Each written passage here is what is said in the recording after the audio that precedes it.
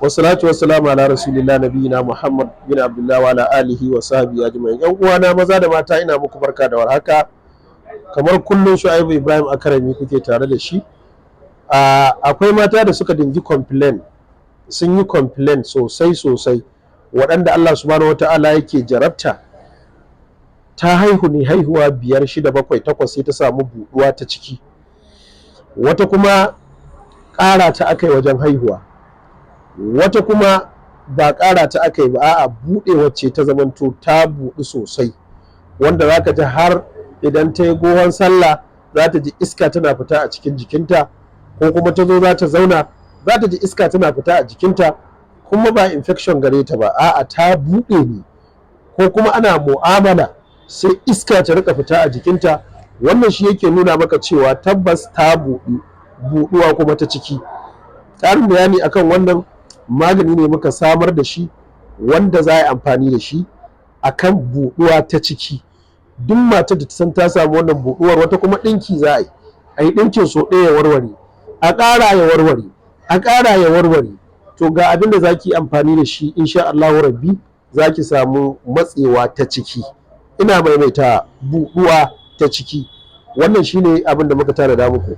Muna yin wannan bidiyo ne muna faɗa muku ma'azratin ila rabbina, domin a gudu tare a tsira tare, domin a samu abin da ake kira ƙauna ta dindindin, rashin samun fitina, rashin samun zumbure-zumburen baki, namiji kuma a hana shi leƙe-leƙe a waje, ga tashi a cikin gida tsaftatacciya mai kyau wadda ta fi duk wanda zai je ya hanga. Wannan shine abin da muka sama muku. Duk wadda take da buƙata ga abin da za ta yi amfani da shi domin samun matsi ta ciki, domin samun matsewa ta ciki. Shan shi ake, ba tsarki ake ba, ba shafawa ake ba, sha ake yi. Da duk wadda take bukata a faɗin duniya, duk inda take, inda abin hawa yana zuwa, za mu tura mata wannan taimakon, kuma za ta yi mana addu'a insha Allah.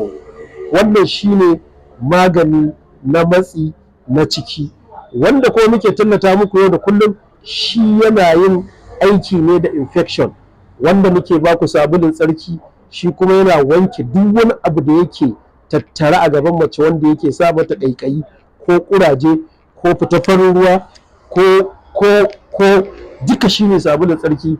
wannan kenan kun san shi, kuma kuna siyan shi, kuna amfani da shi. Shi ma yana sa matsi amma ta waje. Shi wannan yana yin matsi ta ciki, wannan ƙarami. Shi kuma sabulun tsarki yana amfani ga matsi ta waje, da wanke infection, da ƙuraje, da ƙaiƙayi, da fitar farin ruwa. Duk kun san su. Ga masu buƙata, kamar yadda nake faɗa, duk inda kuke za mu iya tura muku kamar yadda aka saba. Muna fata alkhairi a gare ku, muna kuma ganin sakonninku da addu'o'inku. Muna godiya kwarai. Allah ya bar zumunci. Sabon branch ne wannan da muka buɗe a Kaduna. Sabon branch ɗin mu kenan wannan na Kaduna, wanda muka zuba kaya kamar yadda aka zuba a Kano.